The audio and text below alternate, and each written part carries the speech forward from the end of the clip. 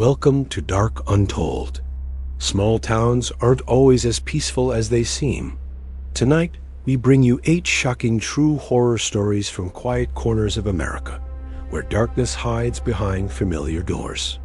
Brace yourself, these tales are not for the faint of heart.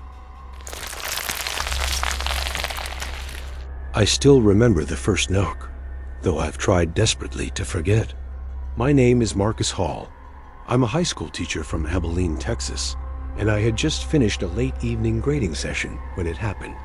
The town was eerily quiet, the kind of stillness that presses against your ears. My house sat on the edge of a cul-de-sac, a modest one-story with peeling white paint and a small porch light that flickered occasionally. I was alone, or so I thought, when I first heard the knocks. 3 short, precise raps against my front door.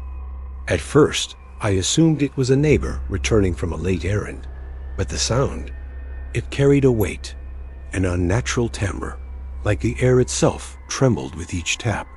I hesitated, chest tight, as a cold draft slithered under the door. That's when I heard the voice. "Hello, sir. May we come in?" It was polite, almost soft, but monotone in a way that made my skin crawl.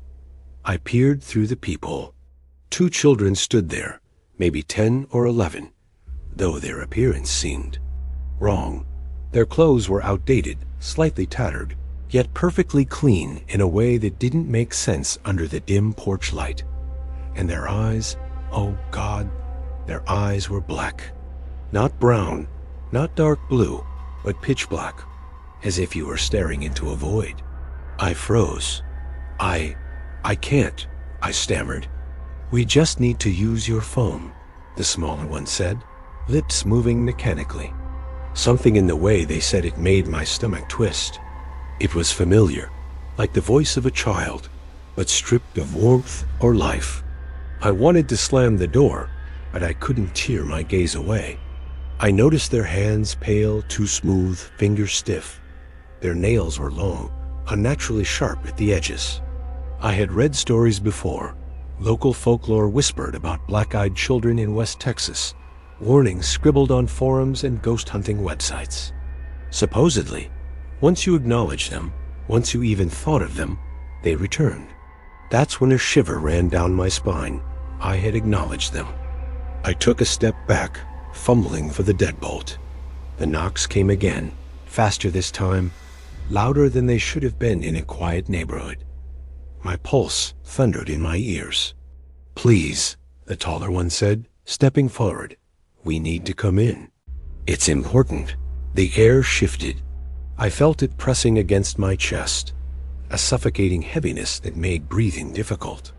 The porch light flickered violently, shadows twisting unnaturally around them. I stumbled backward, bumping into the wall, and in that split second, I thought I saw the smaller one's mouth stretch impossibly wide, a silent scream frozen in their face. I blinked, and they were normal again, but my stomach refused to settle. I grabbed a baseball bat from the corner, trying to convince myself I wasn't about to encounter something inhuman. "Go home," I yelled, voice shaking. "I'm calling the police." They didn't flinch. Their heads tilted in unison, unnatural precision, eyes glinting black in the dim light. "We just want to talk," the taller one said. The monotony of their tone was worse than the words. It sounded rehearsed, like a broken recording. I slammed the door, locked it, and slid to the floor, bat across my lap, heart pounding like it wanted to escape. I could still hear the faintest whispering outside. Not words, exactly more like vibrations in the air, the static of a television tuned to dead channels. I tried to call my neighbor, my phone shaking in my hands, but the line was dead. That night, I barely slept. Every time I closed my eyes, I saw them at the door, black eyes gleaming, hands reaching through the frame. I woke to the faint sound of scratching at the window, the slow scraping of nails across glass. I couldn't tell if it was imagination, stress, or something worse, but when I peered through the blinds, there was nothing. Only shadows, too long, too still, and the quiet hum of the town that seemed almost too deep. Over the next week, the visits escalated. They didn't knock every night. Sometimes it was footsteps pacing just outside, soft enough that I questioned my sanity. Sometimes I'd hear the soft rapping, the polite monotone asking for entry. And always, I felt it in the pit of my stomach, dread, heavy and suffocating, as if the air around me was contaminated by something inhuman. One evening, I sat at my desk, reviewing photographs from my classes, when I felt a presence behind me. I turned slowly and saw a child reflected in my computer screen, standing in the corner of the room. When I blinked, nothing. The reflection lingered for a moment, black eyes staring straight through me, and then vanished. My hands went numb. I touched my neck, expecting to find bruises, but nothing yet. I dared not breathe too loudly. I began researching obsessively, tracking every reported sighting in Abilene since the 90s. Almost all shared similar traits. Polite children, monotone voices, black eyes, appearing alone or in pairs. Those who invited them in, or even thought about them, too vividly reported nightmares, illness, accidents, sometimes death. The stories were scattered, undocumented in official records, yet consistent enough to make me believe. Too much to dismiss as coincidence. Then, one night, I made a mistake. I left the porch light off, thinking perhaps ignoring them would make them go away. I went to bed early, hoping to escape. Around 2 a.m., I was awakened by a knock so sharp it rattled the doorframe. My blood ran cold. I sat up, frozen. The knocks came again. 3 precise raps, then silence. A small voice whispered through the door, "May we come in?" I stayed silent, but the air changed. The room grew unnaturally cold, my breath visible, even though it was midsummer. The shadows in the corners of my room thickened, stretching toward the door. Then I heard it, footsteps inside the house. Slow, deliberate, moving across the floorboards. My bedroom door hadn't opened, but something was walking around, circling me. I pressed myself against the headboard, too terrified to move. The scratching came next, right at the door. The doorknob rattled softly, then stopped. Silence. Then a whisper, closer this time. "We're already here." My blood ran cold. I dared not turn on the lights, afraid of what I might see. Every rational thought abandoned me. My pulse hammered like a drum, each beat echoing in my skull. I felt a phantom weight on my chest, the room shrinking, pressing closer. The air smelled faintly metallic, like blood. Morning never felt so long. When I finally dared to glance around, my house was empty. Nothing moved. Nothing had changed. But I knew they had been there. I knew it. And when I looked in the mirror, for a brief moment, I swore I saw a black-eyed reflection standing behind me. My hands shook, and for the first time, I realized the local stories weren't exaggerations. They were warnings. Days passed, each night worse than the last. Sleep became impossible. Shadows moved independently. Whispers grew louder, always at the edge of hearing. I stopped opening the door, stopped leaving the house entirely. My phone rang with static. My computer displayed images I didn't take. Always them, always black eyes staring. And I noticed something else. Faint bruises began to appear on my neck, soft hand-shaped marks that faded when I tried to show someone else. I was losing touch with reality. One night, exhausted and terrified, I decided to leave. I packed my car and drove to the outskirts of town, hoping distance would help. But on the highway, in the still darkness, I heard knocking on my car window. I froze. 3 short raps, then silence. The rearview mirror reflected nothing, yet I felt them there, behind me, inhuman and patient. I drove faster, but the sound followed, echoing, bouncing off the asphalt and the fields like thunder, too loud to ignore. I reached my parents' home hours later, shaking, clutching the wheel. I thought the distance would keep them away, but the next morning, I woke with the bruises hand-shaped, deep purple around my neck. My mother asked if I had fallen asleep awkwardly, but I knew the truth. They were here. And now, they could find me anywhere. I've moved several times since then, always avoiding places they were reported, yet the fear lingers. Sometimes, when I'm alone, I hear faint knocks on doors, soft and precise, followed by polite monotone voices asking to be let in. The sound chills me, even over the phone or video calls. I've stopped acknowledging it. I try not to think of them. I avoid looking at children on the street, and yet I know the moment I do, they will return. I live in constant dread now, hyper-aware of every creak, every shadow, every whisper. And even as I tell this story, I can feel them, just beyond the periphery of my vision. The black-eyed children of Abilene are patient, they are polite, and they are relentless. I cannot escape them, and I fear deep down that one day the polite request will come again at my door, and this time I may not be able to resist opening it. I should have never been driving that night. I keep telling myself that even now, as I replay it in my head over and over. My name is Daniel. I'm a freelance photographer from Calgary, and I had been chasing the perfect northern lights shot in the Rockies. That night, I was returning from Banff, tired, cold, and eager to get back to my small rented cabin on the outskirts of the town. I remember the sky was a bruised purple, streaked with clouds, and the wind off the mountains cut through my jacket like a knife. I'd been warned by locals to never drive the Highway 1 late after dark, especially alone, but I laughed it off. I had done long drives before. I had done long drives through worse weather. I thought I knew what I was doing. I was somewhere past Lake Louise when I saw her. I don't remember exactly how I noticed her at first.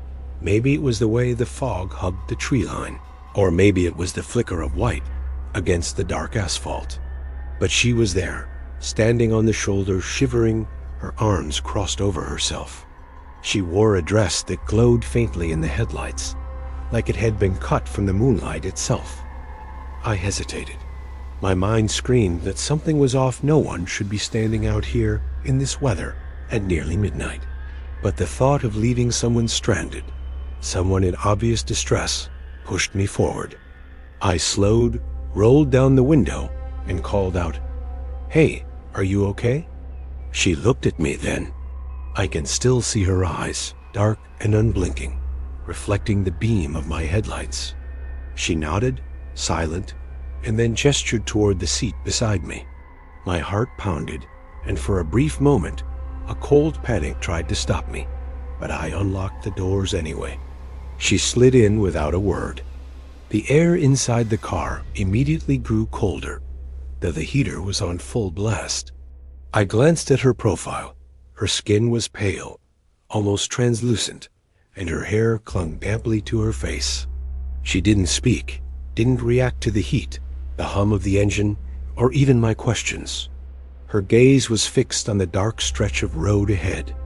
I tried to make conversation anything to break the silence, but her presence made every word feel absurdly fragile. As we drove, I noticed small details that made my stomach knot. The smell faint, metallic, like blood and wet leaves. The way the shadows out seemed to stretch toward us, bending unnaturally around the trees and cliffs. And the way my peripheral vision caught fleeting movements, like someone or something walking just at the edge of the headlights. I tried to convince myself it was exhaustion, or the isolation of the highway, but deep down, I knew I was wrong. Where are you headed?" I finally asked, my voice louder than I intended. She turned slightly, and I swear the air in the car shivered with it. Her lips moved, but no sound came out. A low hum, almost inaudible, drifted through my ears. It was wrong, not human. I clenched the wheel. "Are you real?" I asked, a laugh escaping me, nervous and bitter. She didn't answer. The road curved, and the trees pressed closer, their branches scratching against the windshield like long, thin fingers. My headlights caught glimpses of her face, just enough to realize she was crying. Or maybe the streams on her face were from the rain. But there was no rain. Not yet. I shivered, my hands slick on the steering wheel. I felt watched, and I knew, without a doubt, I was not alone. I tried to speak again, but my voice caught in my throat. That's when I realized the silence had changed. The car's engine was still humming, the tires still rolling over asphalt, but there was another sound: footsteps, soft, deliberate, crunching on gravel behind the car. I looked into the rearview mirror. The shoulder was empty, yet I could see the reflection of someone, something standing far behind us, and possibly still watching. My chest tightened. I wanted to scream, to slam on the brakes, but my feet were frozen to the pedals. Then I blinked. She was gone. The seat beside me was empty. My stomach dropped. I swerved slightly, heart hammering. No, that's not possible, I whispered, fumbling for the brakes. But the car stayed steady, eerily smooth, as if guided by an invisible hand. My pulse roared in my ears. I looked back again, through the rearview, expecting her to appear behind me, but the road was empty. Just fog, and the dim glow of my headlights cutting a thin path through it. Yet I could feel her presence, suffocating, pressing against my shoulders, leaning close, cold and clammy. The smell of iron was stronger now, and I gagged. My vision swam, and I had to pull over. I stopped on the shoulder, the tires crunching on loose gravel. I stepped out, the air immediately slapping me with icy fists. My breath fogged in front of me. I scanned the dark road, the fog-shrouded forest, the sharp cliffs. Nothing. Only silence. But then I heard it, a faint whisper carried on the wind. Home. I spun around, heart in my throat, and there she was, standing on the asphalt, pale dress gleaming, hair plastered to her face, eyes like black holes. She didn't move, but I could see her lips forming the word again. Home. I stumbled back into the car, locking the doors, shaking. I pressed the accelerator, my tires spinning on the gravel before catching asphalt. And I didn't stop for miles. The highway curved endlessly, each bend teasing me with shadows that might be her, or might be the forest's tricks. I dared not glance to the passenger seat again, afraid of what I might see. In the safety of the headlight's reach, the forest seemed almost calm, but the edges of my vision were alive with movement. Trees bent unnaturally, branches twisting toward the road. I could feel eyes on me, hundreds of them, peering from every dark hollow, and always the whispering. Home, home. I reached Banff proper eventually, the streetlights a dull yellow halo in the fog. Relief should have hit me, but it didn't. Even surrounded by the town, even under the fake comfort of civilization, I could feel her. In the rearview mirror, fleetingly, I thought I saw the outline of her face, pressed against the glass from the back seat, eyes wide and unblinking. But when I glanced quickly, nothing was there. That night, I didn't sleep. I couldn't. Every sound outside my cabin, a rustle of leaves, a distant bark, a car door slamming, made me flinch. The image of her, silent and cold, haunted me. I researched after, reading the old reports. The vanishing hitchhiker of Banff. Every account described her exactly as I had seen. A girl, killed decades ago in a roadside accident. Her spirit doomed to walk the lonely highways at night, begging for a ride she can never complete. I told a few locals what happened. They nodded knowingly, eyes avoiding mine.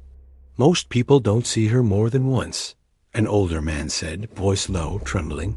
But if she likes you, she doesn't let go. I thought I was safe. I told myself it was just a trick of the mind, exhaustion, the mountains playing on my nerves. But then, on my last day in Banff, I left early in the morning to catch a sunrise shot near Marine Lake. My car idled at the start of a side road, fog still thick in the valleys. I checked the passenger seat empty, and then I saw it. A smear of wetness, cold and metallic, where her dress would have touched. The faint smell of iron lingered in the air, stubborn and sharp. I don't know if she follows people home. I don't know if she waits by roads for all eternity, or if she's bound to the curves and shadows of the mountains. But I know one thing: I will never drive alone on a foggy road in Banff at night again. And sometimes, late at night, I still hear her whispering, "Home, Daniel. Home." I've moved away since then. Calgary feels too close, but I can't shake the memory. When I close my eyes, I see her, pale and still, waiting at the edge of the fog, her hand reaching to the seat beside her. And I know that if I ever get back on those roads, she will be there, watching, waiting. Even now, I feel the hair on my neck rise as I tell this story. I have to keep telling it. Maybe confessing it keeps her at bay. Maybe it doesn't. I can't be sure anymore. All I know is that night, on that lonely stretch of asphalt outside Banff, I caught a glimpse of something not meant for the living. And whatever it was, it followed me home. The first time I heard her wail, I thought it was the wind. I should have left then. My name is Evan Carter. I'm a documentary photographer from Austin, Texas, and I came to Kennedale chasing a ghost story that locals warned me to avoid. It was September, late evening, the sky bruised purple and fading to black, and I was drawn to an abandoned church on the edge of town, the site everyone called cursed. People spoke of a bride who had been murdered on her wedding night, her fiance's jealousy ending her life in blood and betrayal. And they said if you mocked her story, she would make sure you knew her pain sometimes, with bruises that appeared on your skin overnight, like invisible handprints.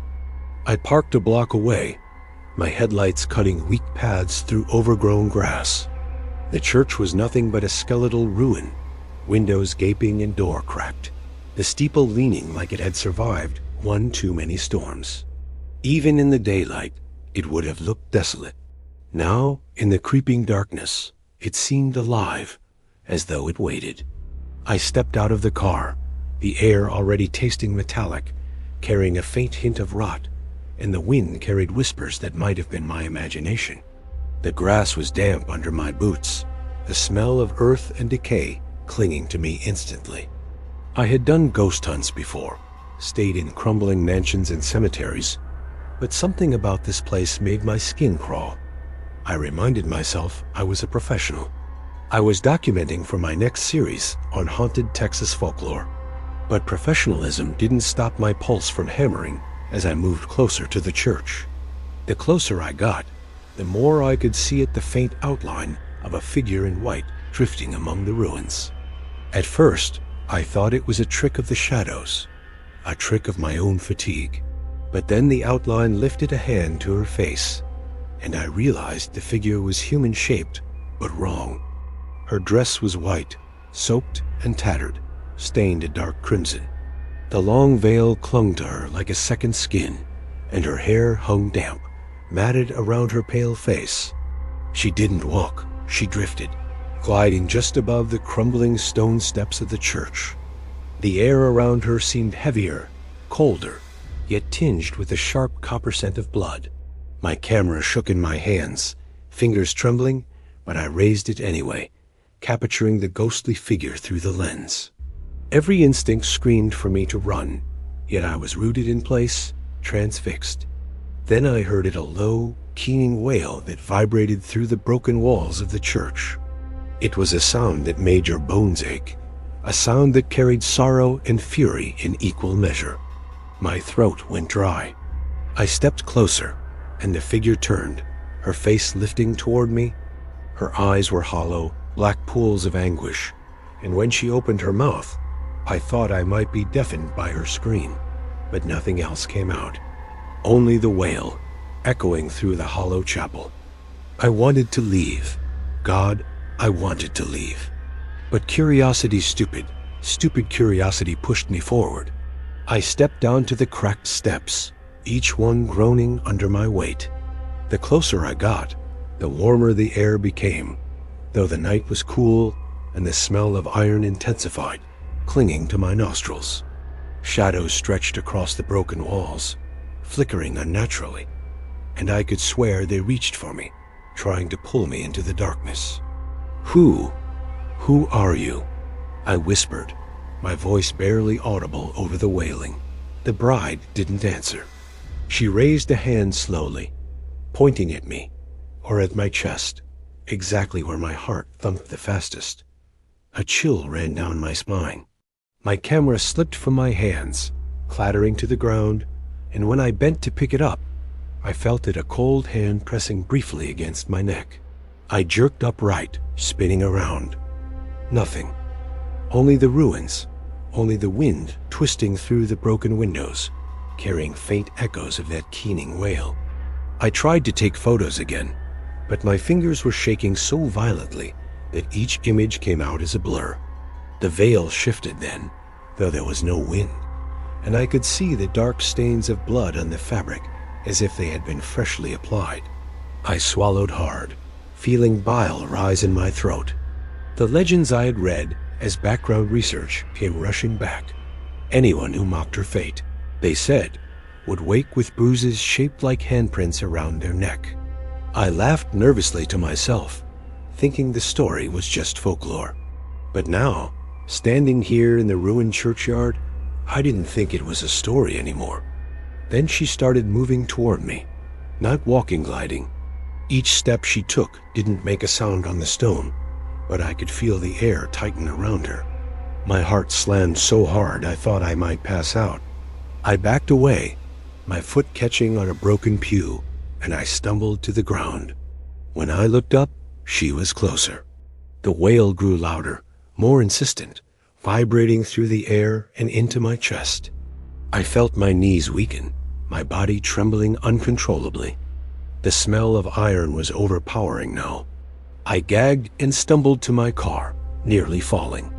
I dared not look back, but I could feel her presence behind me, the weight of grief and rage pressing against the air around me. I reached the car, slammed the door, and locked it, shaking so violently I could barely insert the key into the ignition. The engine roared to life, and I didn't hesitate. My tires spun across the gravel as I tore away from the ruins. Even as I drove, I could feel her.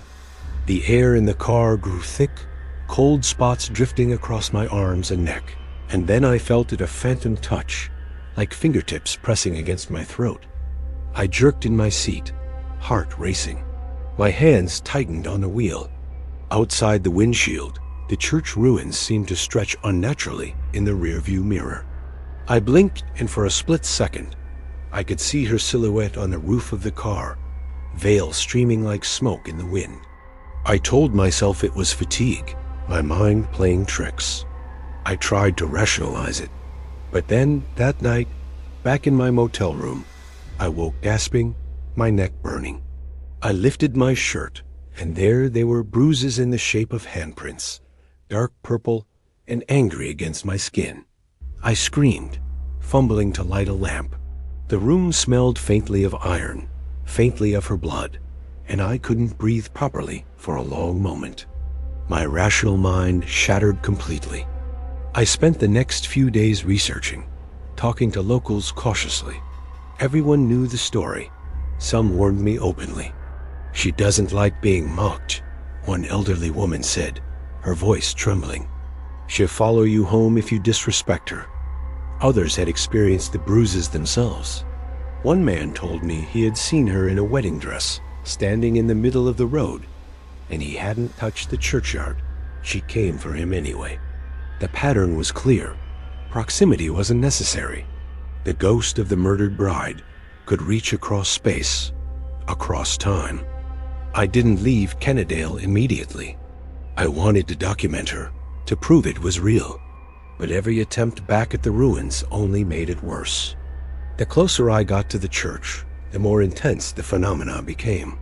Shadows moved independently, the wind carried the wailing, and I would wake with fresh bruises every single time. The veil was always wet, clinging as if freshly soaked in blood.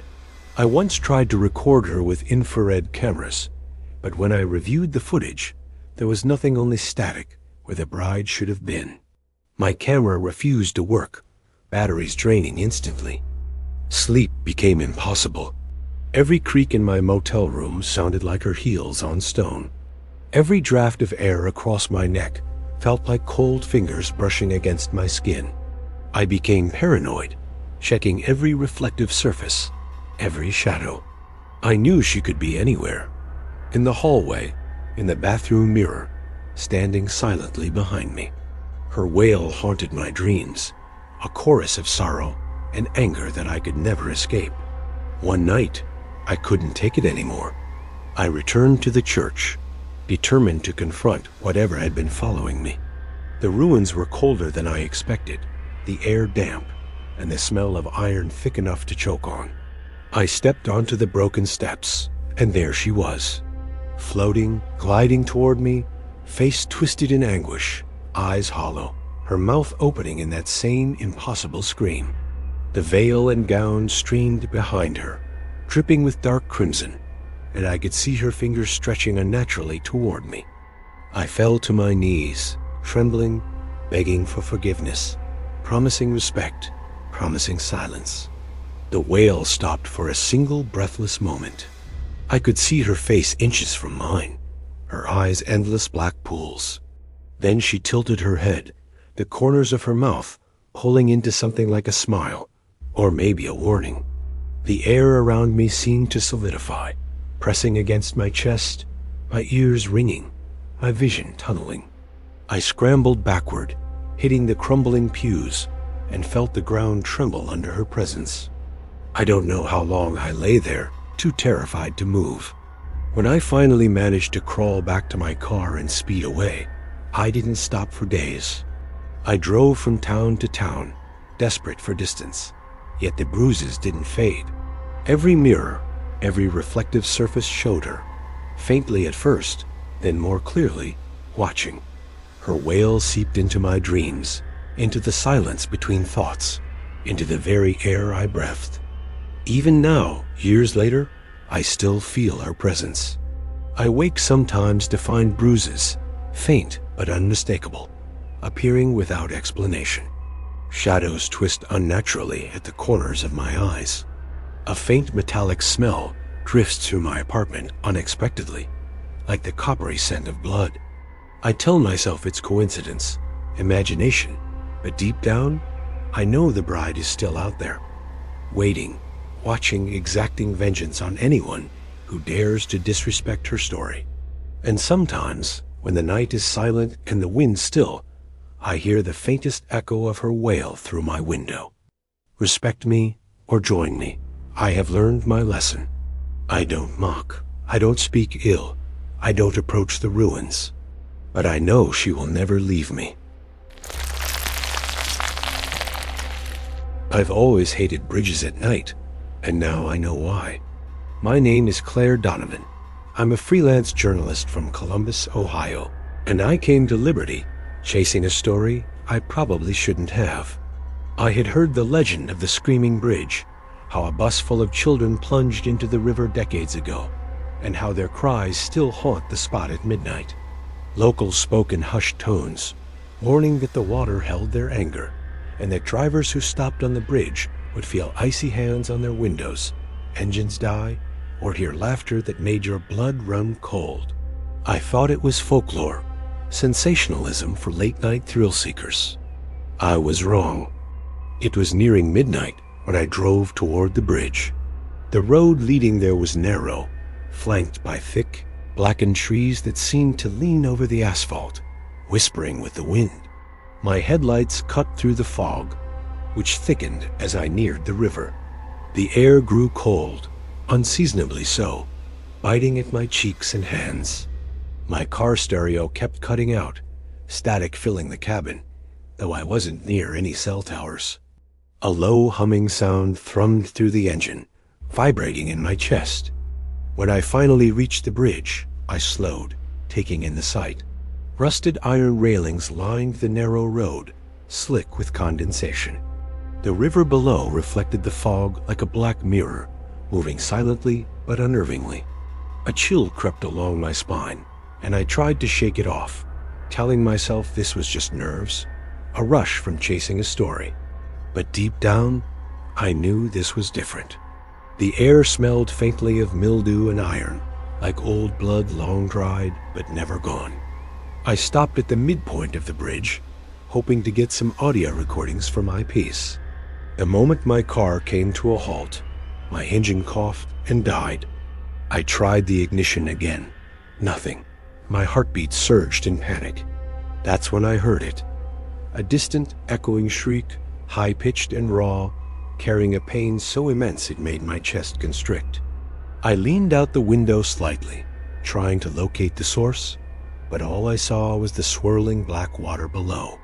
The sound grew louder, surrounding the bridge, bouncing off the fog.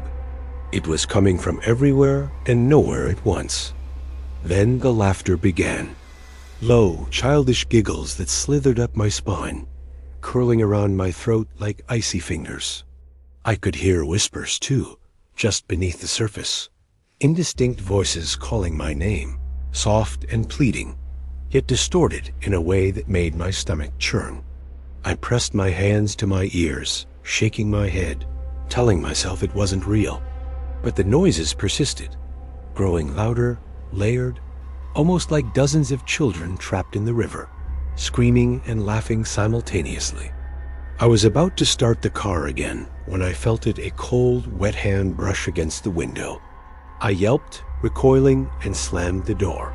My breath came out in visible puffs. The window fogged instantly, even though I hadn't touched it, and I could see faint imprints of tiny hands pressed against the glass. The pressure wasn't just on the surface. I felt it against my skin, through my clothes, a freezing force that made my bones ache.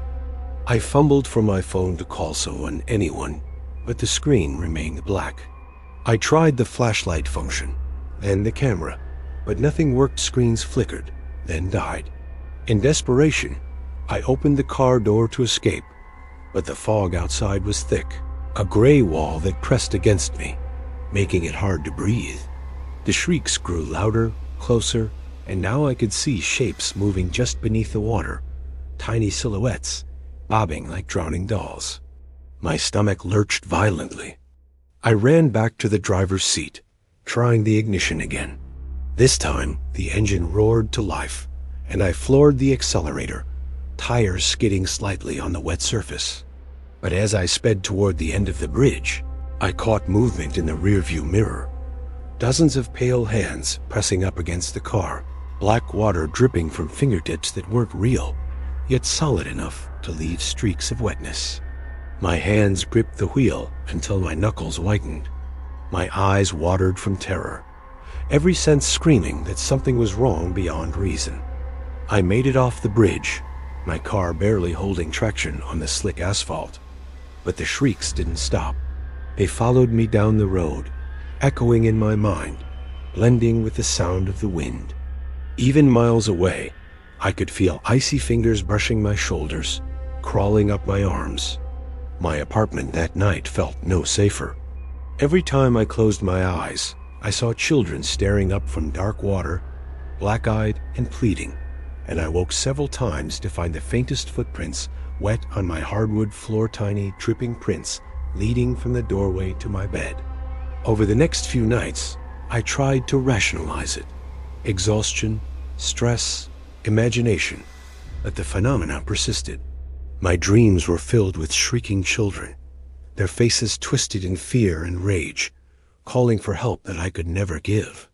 My apartment grew inexplicably cold, windows fogging without reason, the smell of iron constant, creeping into my nostrils like a warning. I began to feel watched, as if the small, drowned figures of the past were lingering just beyond my vision. I started researching the bus accident in more detail. Newspaper clippings confirmed it. Decades ago, A bus full of children veered off the bridge into the river. No survivors. Locals never spoke openly, but the stories had persisted, whispered warnings passed down through generations. Witnesses reported hearing children's laughter along the banks, cars stalling mid-crossing, and hands pressing against windows as if trying to pull the living into the water. Every report mirrored what I had experienced. Every detail matched. Determined, I returned to the bridge 2 weeks later, armed with a recorder, flashlight, and a small crucifix I found at a local antique store. The night was dense with fog, heavier than before, and the river looked like liquid shadow. I parked mid-bridge, my hands shaking as I set the recorder on the dashboard. The shrieks began almost immediately, distant at first, then growing, swirling around the car like a chorus of the damned. The fog thickened, and I could see shadows moving beneath the surface of the water, reaching toward me. I leaned out slightly, trying to capture them on camera. That's when I felt it again, hands icy, pressing against the car roof, the windows, my shoulders. I screamed, banging on the doors, but the sound was swallowed by the shrieking chorus. The water below roiled unnaturally, and I glimpsed faces in the currents, pale, anguished children, mouths open in silent wails, eyes dark and endless. I stumbled back into the car, my heart hammering. I tried to start the engine again. Nothing. The shrieks intensified, and then I heard the whispers, soft but clear. "Join us." Panic overtook me. I grabbed the crucifix, waving it desperately, muttering prayers under my breath. The hands recoiled slightly, but the fog thickened, swirling around the car, forming shapes that pressed against the glass, pressing against me. The air turned freezing, my breath visible in heavy clouds, and a new sound joined the shrieks, a low, gurgling moan from the river beneath. My vision blurred as tears and fog mingled. The children's faces became clearer, closer, appearing just beneath the dashboard, staring up at me with endless black eyes.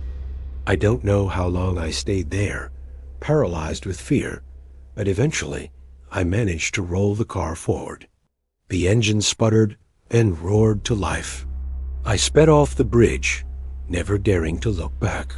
When I reached my apartment, I found wet streaks on my clothing and tiny footprints on the floor. My recorder had captured hours of shrieking, laughter, whispers, all layered into a suffocating soundscape of fear. I could barely listen, but I kept it, a grim reminder of what I had survived. It's been months now. I avoid the bridge completely.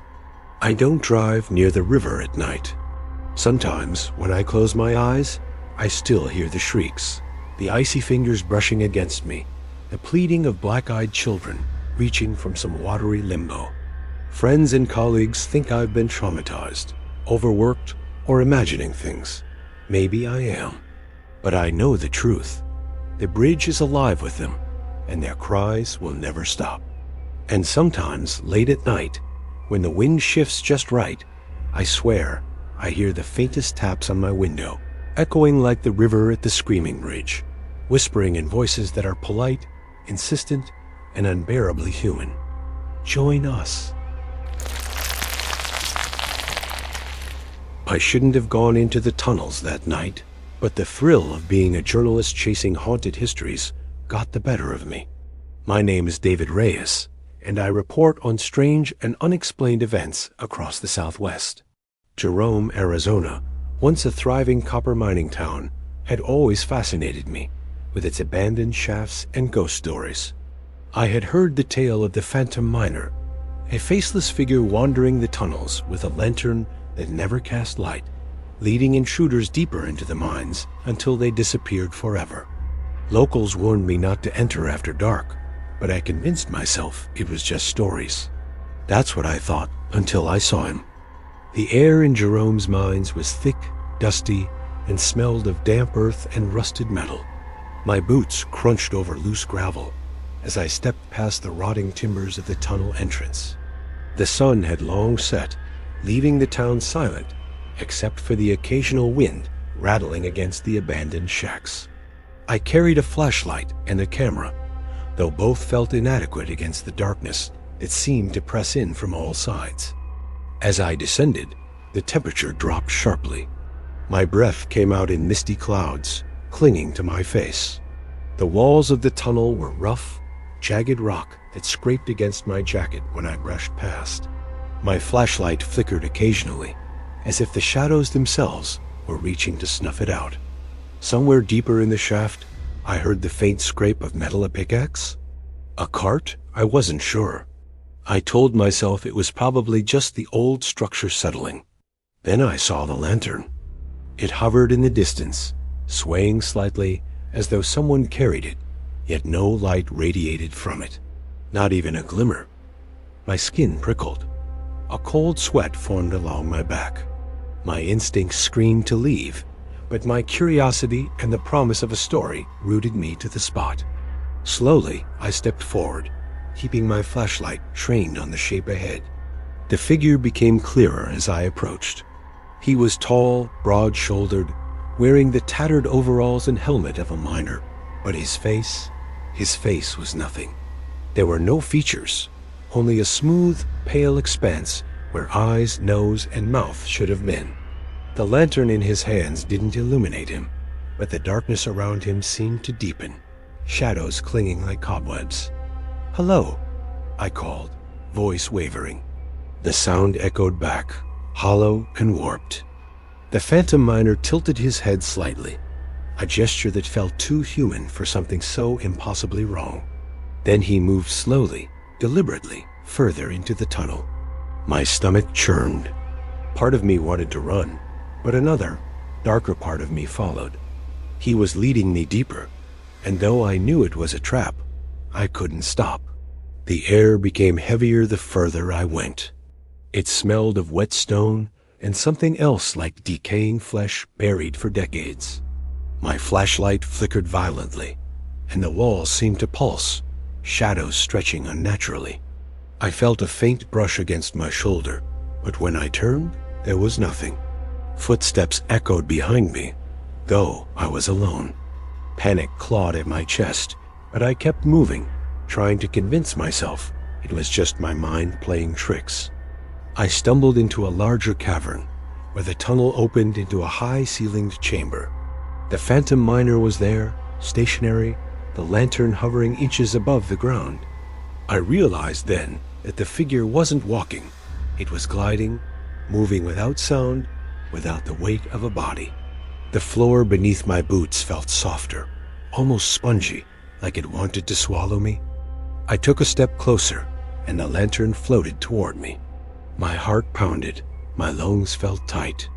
I reached out instinctively, just to touch it, and the cold hit me like ice water. The air grew heavier, my vision blurred, and for a moment, I could hear the faint screams of real miners, trapped in the tunnels decades ago. Their voices layered over one another, rising and falling in a chorus of terror. I stumbled backward, almost falling over the uneven ground. The phantom miner tilted his head again, as if amused, and I felt a shiver run down my spine. Then the lantern rose higher, hovering at eye level, and I noticed faint scratches along its metal frame. They were letters carved long ago. "Follow me." I didn't want to. I wanted to run, but every step I took backward seemed to lead me deeper. The walls pulsed again, narrowing like a vice. My flashlight flickered out completely, leaving only the faint, featureless shape of the miner and his lantern. I could hear breathing now, shallow and cold, not my own. Something was moving behind me, following my every motion. I fumbled for my phone, hoping for a signal. None.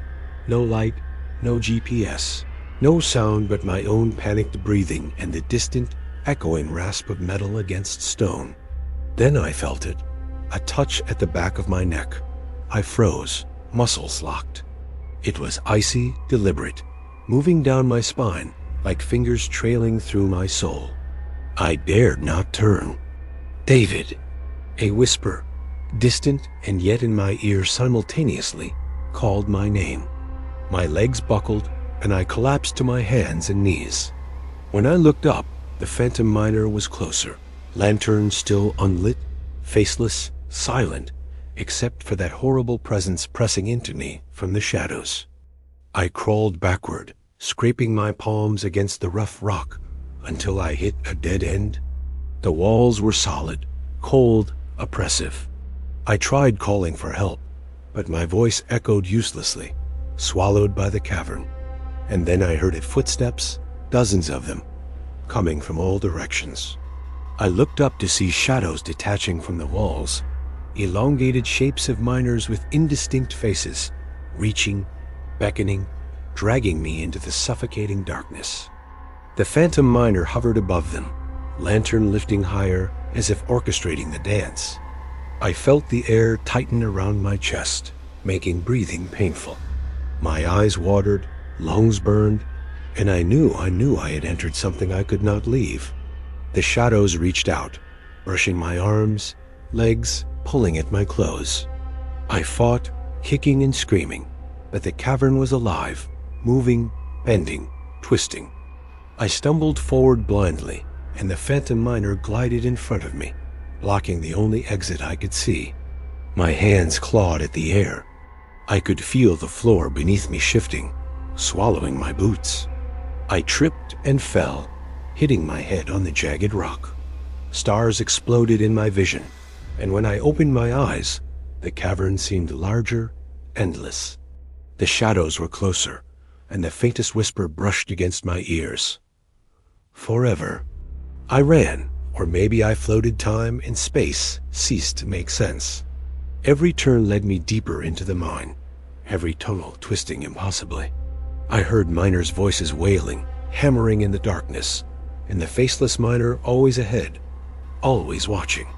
My flashlight flickered back to life for a moment, revealing the walls lined with handprints, scratches, and ghostly silhouettes frozen in terror. I realized, with a horror I cannot describe, that these were the lost those who had followed him before me. Hours or maybe minutes passed. I cannot tell. I was trapped in an endless labyrinth of stone and shadows, the phantom miner always just out of reach. I felt exhaustion crush my body, my muscles trembling, my heart threatening to stop. And then, a new sensation.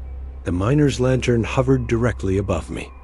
I looked up, and for the first time, the faintest suggestion of a face appeared, featureless, yet somehow watching, accusing, waiting.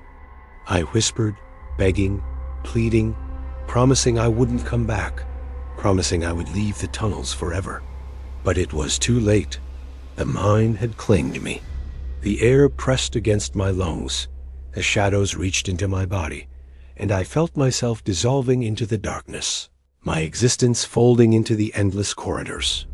The last thing I remember is the faint scrape of metal his pickaxe, or the sound of chains, I cannot tell, and then silence. I don't know how I am telling this story. Somehow I survived, I think. I woke hours later outside the mine entrance, alone, my equipment gone, my clothes torn and covered in dust. My hands shook uncontrollably. My mind feels fragile, fractured. The town of Jerome seems peaceful in the daylight. Children playing, tourists wandering, oblivious. But I know better. I can still hear the faint dragging of boots, the rasp of that featureless face, and sometimes, when the wind shifts just right, I feel a cold brush against my shoulder, as if he's checking I'm still alive.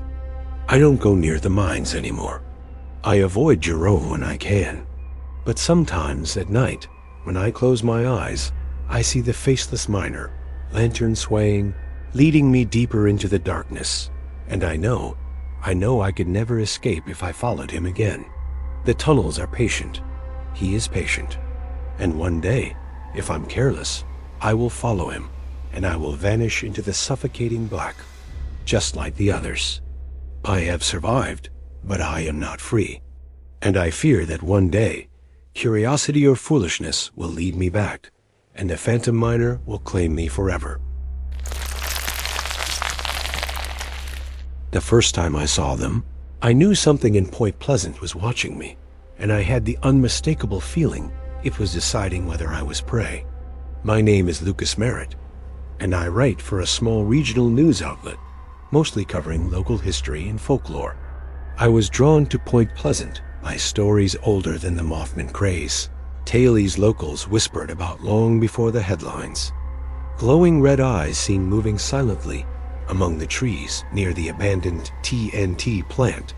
Hunters, teens, and couples had all reported being stalked, and the eyes were always at chest height, moving with calculated patience. Most dismissed it as superstition, but I knew there was a story worth chasing. I arrived in town late in October, just after dusk, when the chill made the skeletal trees rattle like dry bones. The old TNT plant lay at the edge of the forest, its brick and steel structures crumbling, windows blackened with soot and time. I parked on the side of the road, engine idling, and stepped onto the gravel path that led toward the tree line.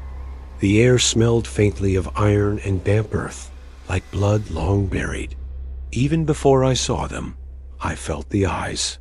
Not literally, but in that way, you feel someone staring through your back, your soul aware before your senses confirm it. I kept my flashlight low, more to avoid blinding myself than to illuminate the path. The trees around me were gnarled and twisted, their branches clawing at the sky. Leaves skittered along the ground with each gust of wind, and somewhere in the distance, metal groaned like it was straining under a terrible weight. And then I saw them. 2 points of red glowing like embers in the shadows, hovered between the trees, chest high and impossibly still. My heart froze in my chest. The air around them seemed denser, heavier, as if the world itself was bending toward them. I squinted, trying to make sense of the shapes, and realized they weren't eyes belonging to anything I recognized. No body, no limbs, just 2 burning red orbs, hovering silently, watching. Every instinct screamed at me to leave, but I was rooted, caught between disbelief and fascination. I whispered to myself, "It's just a trick of the light," but my voice sounded absurd, hollow against the dense quiet of the forest. I stepped forward, and the eyes moved with me, subtle, almost imperceptible, but tracking. My stomach churned. The hairs on the back of my neck stood up as if the forest itself were aware of my trespass. I tried to focus on the sound of my own breathing, but it was drowned out by something else. A faint, low rustling, like dry leaves stirred by something moving on the ground. I froze, straining to see between the trees. The red eyes blinked, or perhaps they didn't. I couldn't tell. They just stared, patient, predatory. And then a whisper, almost carried by the wind, brushed past my ear. "Why are you here?" I spun around. No one, nothing, just the skeletal forest and the empty gravel road behind me. My flashlight flickered, throwing long shadows that danced like living creatures. The eyes remained, now a few feet closer, moving with impossible grace. I could feel a subtle vibration through the ground, like the earth itself pulsed with awareness. I forced myself to take another step. I'm a journalist," I said aloud, hoping sound would anchor me in reality. "I want to learn about this place." The whisper came again, this time a little clearer, almost human. "Curiosity has a price." I stumbled backward, tripping over a tree root, scraping my hand against bark. Pain shot through my palm, and when I looked, a faint trail of blood marked the soil. My heartbeat thundered. The eyes shifted, now perfectly aligned with my chest. I felt a strange pressure, like invisible fingers pressing against my ribs. I tried to step back, but my legs were leaden. A coldness seeped into my bones, spreading quickly, as if the night itself was dragging me down. The red glow seemed to pulse in rhythm with my panicked heartbeat, brighter with each thump. I fumbled for my camera, shaking so violently I dropped it twice before I managed to lift it. I snapped a few pictures, the flash barely illuminating the trees. When the light receded, the eyes had moved again, closer, no longer confined to the forest, but somehow on the path itself. The unnatural silence was suffocating. I could no longer hear the wind or the distant crickets, just the oppressive, patient gaze. Panic finally overpowered fascination. I turned and ran, branches clawing at my jacket, roots threatening to trip me. I didn't look back, but I could feel them following, each step pressing into my chest like lead weights. My lungs burned, my legs screamed, but I couldn't stop. And then I heard it, a low, guttural growl, not from any animal I recognized, vibrating in my chest, filling my ears with an impossible resonance. I stumbled into a clearing and finally saw movement in the darkness beyond the tree line. Red eyes, dozens of them, each at chest height, sliding silently between the trees. They were everywhere now, surrounding me. The growl rose to a deafening roar, yet there was still no body, no form to anchor the sound. Just eyes and the feeling that they were thinking, deciding, calculating. I tried calling for help, screaming anything, but my voice felt swallowed by the air. And then the first one lunged, or at least it felt like it did. I flinched, and my vision blurred.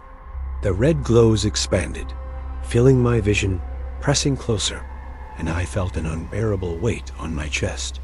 I gasped, clawing at the ground, my nails sinking into the dirt and dead leaves, trying to break free.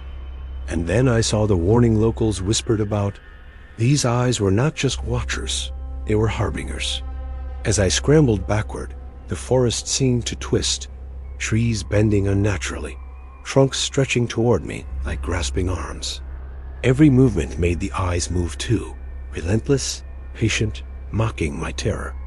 I fell onto my back, and the world tilted, the eyes floating inches above me. Burning, unblinking, the forest swallowing every trace of the road I had entered by. I don't remember how I escaped. I woke hours later on the edge of the highway, car still parked in the gravel where I had left it. My camera was gone, my flashlight dead. The forest behind me was silent and still, but I could feel the weight in my chest even miles away. My clothes were torn, and my hands bore scratches and bruises I could not account for. My mind kept replaying the red eyes, glowing, moving, watching, always patient. I tried to rationalize it.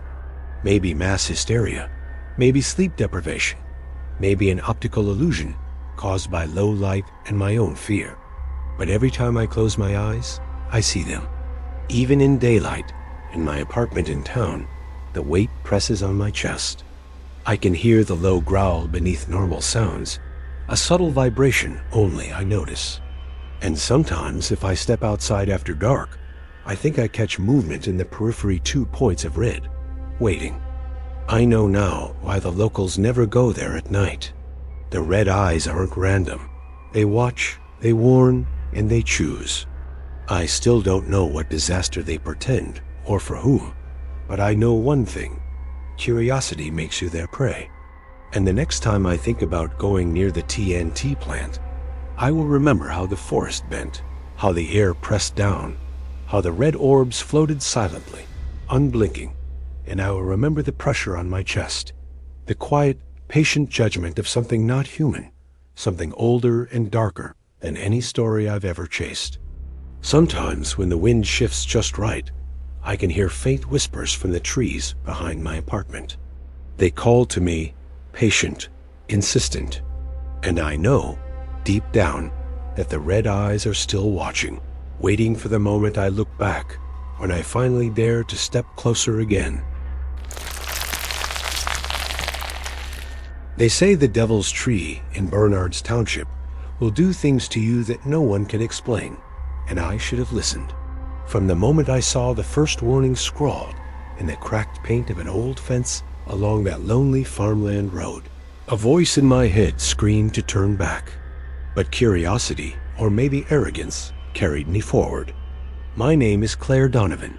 I'm a freelance journalist, and I've chased enough urban legends to know the difference between myth and reality, or at least I thought I did. It was a late October night, the kind of night where the wind cuts through your coat and whispers of frost hang in the air. I was driving down an empty stretch of New Jersey farmland, my headlights carving paths through the darkness, when I saw it, a solitary oak, its massive branches splaying out like blackened claws against the starless sky. There were no streetlights here, no houses, nothing but a narrow road that seemed to vanish into the woods. Locals call it the Devil's Tree. They say it's cursed, a lynching site from decades ago, and those who touch it or even stand near it after dark invite the devil himself into their lives. I laughed nervously at first, gripping the wheel a little tighter. My car was warm, the heater humming against the chill, but the farther I drove, the heavier the air felt. The trees on either side of the road leaned inward like they were watching, their skeletal fingers scratching against the windshield. I tried to shrug it off as imagination, but my stomach churned, a low gnawing of fear I couldn't ignore. I parked 100 feet from the tree, careful not to get too close. The ground beneath, it was strange the air around the oak seemed warmer, almost humid, as if the soil itself exhaled heat. The grass wouldn't frost over, even though frost had glazed everything else for miles. I remember stepping out of the car and immediately feeling that heat cling to my skin. It was unnatural, wrong, and the smell hit me next. Iron, decay, and something acrid that burned my nostrils. My pulse quickened.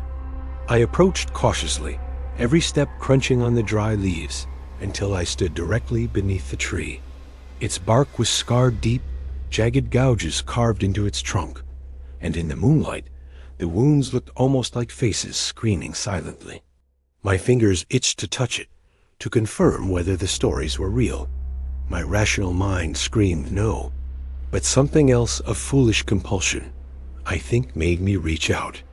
The moment my fingers brushed the bark, a shock ran through me, not electrical, but something heavier, darker. The hairs on my arms stood on end. I felt it immediately, like the tree had recognized me. I stumbled back, gasping. My heart hammered so loudly, I was sure the tree itself could hear it. Then I heard it a whisper, almost beneath the wind, like someone or something breathing, right next to my ear. "Stay." I spun around. No one was there. Only the empty fields stretching into darkness. My hands were shaking, so badly I had to grip the car for support. I tried to convince myself it was adrenaline, a trick of nerves, but then I noticed the shadows around the tree.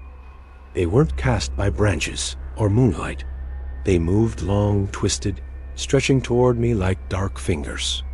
Every instinct screamed to run, but my feet felt like they were rooted to the ground. Hours or maybe minutes passed in a blur. I don't remember exactly how long I stood there, paralyzed by fear. The whispers continued, growing louder, sharper, angrier. They called my name over and over, taunting, promising things I didn't want, somehow couldn't resist. I felt it then, the first touch, a cold hand against my shoulder, but when I turned, nothing was there. The temperature dropped suddenly, frost biting at my neck and ears, yet the ground around the tree remained unnaturally warm. I stumbled back toward my car, but the shadows moved faster now, converging around me. My car keys slipped through my fingers, clattering across the gravel. I lunged to grab them, but the air thickened, making it hard to breathe. The whispers became voices, angry and pleading at the same time. "Why are you here? Why do you touch me?" I made it inside the car finally, slamming the door and locking it. The engine roared to life, but it felt hollow, as though the tree itself resisted my escape.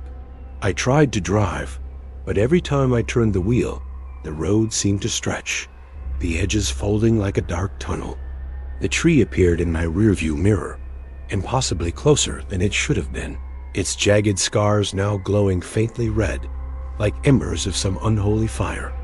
I drove without direction, too terrified to stop, the whispering following me, drifting through the vents, curling around me in the confined space of the car. I tried to reason it, to convince myself it was all psychological, some combination of fear and fatigue, but deep down, I knew the truth. The tree wasn't just cursed. It was alive, watching, hungry. Days later, when I returned to Barnard's Township in daylight to rationalize what had happened, the tree looked like any other oak. Harmless, even beautiful, bathed in morning light. But the scars on the bark seemed sharper, the grooves deeper, as if the tree remembered my touch. I found the ground beneath it still warm, soil moist, and pulsing under my fingers. I backed away slowly, my skin crawling, every nerve screaming that the night had not ended. I began experiencing nightmares immediately. They were vivid, impossible to escape. I dreamt I was back beneath the tree, but the landscape shifted around me, the sky black, clouds boiling like smoke, shadows moving in ways they couldn't naturally. The tree's bark opened like a mouth, groaning, whispering in a language I couldn't understand but felt in my bones. In my dreams, I could feel its hands, gnarled and splintered, gripping my arms, my legs, my throat. I would wake up screaming, sweat soaking my sheets, only to feel the heat lingering in my room. I tried to tell people, friends, other journalists, but my story sounded insane. No one would believe a tree could curse you, could touch you in dreams and reality alike. But the thing is, it did. Every night, I could feel its gaze, and my nightmares became more than dreams. I would wake with scratches on my arms, small abrasions shaped like claws. Objects in my apartment moved when I wasn't looking. My heating system failed mysteriously, the vents emitting cold air that smelled faintly of iron. I thought maybe if I returned to the tree in daylight and apologized, or tried some ritual I read about in old folklore books, I could end it. I convinced myself I was brave enough to face it. But when I drove there, parked at the edge of the field, the tree was no longer ordinary. Even in daylight, it pulsed. Its bark seemed to move, rippling slightly, as if something alive moved beneath it. I didn't touch it this time. I couldn't. But the heat from the soil rose up to meet me, suffocating and moist, carrying that unmistakable smell of iron and rot. The locals whispered more when they saw me. They knew what I had done. They didn't speak openly about it, but their eyes were heavy with warning. Some had touched it and gone mad. Some had touched it and simply disappeared. And some, like me, were left alive but haunted, walking through life with an unseen claw always pressing against the back of the neck. I haven't been back since, but I can feel it. Even now, hundreds of miles away, there are moments when I catch a hint of that acrid smell, the faint pulse of warmth beneath my feet. Shadows seem to gather a little too closely when I walk past trees. And I swear sometimes I hear whispers. Why are you here? Why do you touch me? I've tried to explain it to myself rationally, but logic fails here. The devil's tree isn't a myth you can debunk. It's a presence, patient and eternal, waiting for the touch that invites it in. And once it's invited, you can never truly leave. I can still feel its claws brushing my skin in the dark, the way it watched me tremble beneath its branches. The scars in the bark are memories, the land itself a living record of its wrath. I write this now because I feel it, closer than ever. I can feel the warmth under my feet, the smell of iron in my apartment, and I know the tree doesn't care about distance. It waits, it watches, and it remembers. I will never go near that tree again, but I know, somehow, it will come for me eventually. And when it does, there will be no escape. I knew walking into that house would be a mistake the moment I pulled up to the curb. My name is Jenna Calloway. I'm a freelance journalist who specializes in haunted locales, and I had driven to Villisca, Iowa, drawn by the dark magnet of history. The Villisca Axe Murder House still standing, unchanged since 1912, where 8 innocent people were slaughtered in their sleep by a killer who was never caught, was the kind of place that could swallow a person whole if they let it. The locals warned me, stay out after dark, don't touch anything, don't listen too hard. But I had heard those warnings before, from towns all over the Midwest, and like an idiot, I believed I could handle it. The sky was bruised purple and gray when I parked my car. Autumn wind scuttled across the empty street, rattling the windows of nearby houses and stirring dead leaves in little whirlpools. I grabbed my camera and a flashlight, promising myself I'd be careful, documenting every shadow and every creak. As soon as I stepped onto the wooden porch, I smelled it. The house, though clean and dusted for visitors, smelled faintly of damp wood, iron, and something else I couldn't name. Something heavy. The kind of smell that settles in your chest, pressing down like invisible hands. The front door was unlocked, as the caretaker had promised. I pushed it open and stepped inside, my boots creaking against the aged floorboards. The air was immediately colder, unnaturally so, and smelled faintly of rot, despite the house being carefully maintained. Shadows pooled in the corners, and the faint outlines of furniture, antique beds, dressers, rocking chairs looked almost alive in the wavering light of my flashlight. I shivered, despite convincing myself it was just the chill. I started in the living room, documenting the old piano, the fireplace, the photographs on the wall. Everything seemed normal, almost sterile, but then I heard it, a faint giggle. It was light, childish, almost musical, echoing from upstairs. I froze, heart hammering. Probably a kid visiting, I muttered to myself, trying to laugh it off. But the house had been closed to overnight guests for months. No one should be here. I climbed the narrow staircase, each step groaning under my weight. The giggling grew louder, echoing softly around me, weaving through the air like smoke. I tried calling out, asking if anyone was there, but my voice seemed to be swallowed immediately. And then I saw them, tiny, shadowed figures darting between the rooms upstairs, disappearing when I focused my flashlight on them. My hands shook as I raised the camera, snapping photos, but the shadows refused to be captured. They blurred, stretched, and melted into the walls. By the time I reached the master bedroom, I was shaking uncontrollably. The bed was neatly made, untouched, as if nothing had ever happened here, but I could feel it. I could feel the weight of those 8 lives, pressed into the walls, the air, the floorboards, refusing to leave. The temperature dropped further, frosting my breath. I felt a touch on my shoulder, not soft, but firm, deliberate, and cold enough to burn. I spun around, flashlight cutting through the darkness, but no one was there. Only silence. The whispers started then, low at first, barely audible, like wind through the cracks of the old wood. But slowly they grew, layering, overlapping, voices of children calling names, laughing, crying, pleading. I could make out phrases. Stay. Don't leave. We're here. I stumbled backward, tripping over the rug, my flashlight clattering to the floor.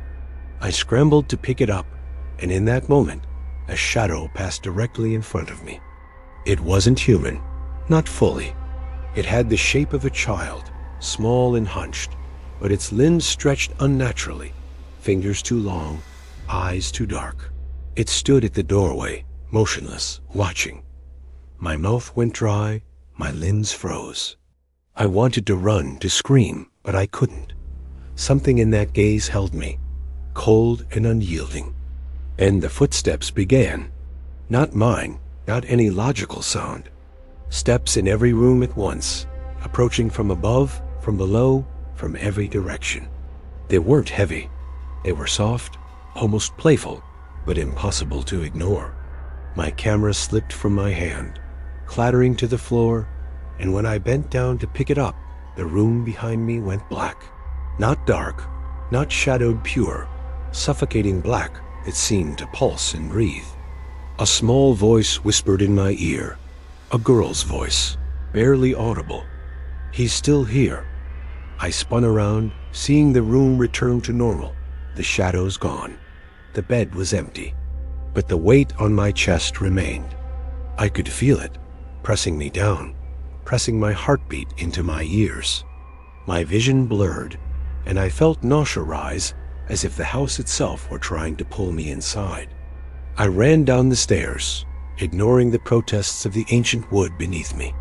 The front door was just ahead, and I flung it open, expecting relief, but the porch was gone. Only the dark, stretching street remained, with trees leaning unnaturally toward me, branches scratching like fingernails. The laughter of children echoed around me, all directions at once, rising in pitch until it pierced my ears. I stumbled backward, tripping over my own feet, hands scraping against the gravel. When I looked up, the house loomed behind me, bigger than it had been moments ago, windows black and staring like empty eyes. And then I saw them, shadows in every window, small bodies pressed against the glass, staring, reaching. Their mouths opened in silent screams, and the cold pressed through the air, into my chest, into my bones. I ran. I ran until my lungs burned, until the streetlights of the real town flickered back into view. Behind me, the house remained, silent and still, but the weight in my chest didn't leave. I could hear whispers at night, giggles under my bed, the faintest scraping of tiny feet on the floorboards. I told myself I had escaped, that the house hadn't followed me. But every creak in my apartment, every shadow that shifted unnaturally, every faint laughter carried on the wind reminds me, I never left that house. The Wielicka axe murder house didn't just claim 8 lives in 1912. It left a piece of itself in anyone foolish enough to stay too long. And that piece follows, patient, silent, waiting for the moment you think you're safe enough to sleep. Sometimes I wake in the middle of the night, breath caught, hearing whispers that I cannot explain. I see small shapes moving just beyond my vision. I've tried to tell myself it's imagination, stress, the lingering effect of what I saw. But deep down, I know the truth. The house never lets go. I carry it with me. And every time I see an old wooden floorboard or a darkened room or hear a child's laugh in the distance, I feel it. The heavy, unshakable presence of something that knows exactly where I am. I warn others not to go, but I know that even telling the story is dangerous. The house wants witnesses. It wants attention. And now, even though I am far away from Wielicka, I can feel it still waiting, watching, patient. The 8 souls from 1912 are not alone. I am part of them now, tethered, a visitor who might one day never leave. I cannot go back, but I also cannot escape the memory. Every creak, every whisper, every phantom giggle is proof that the Wielicka axe murder house never sleeps. It waits, and it remembers.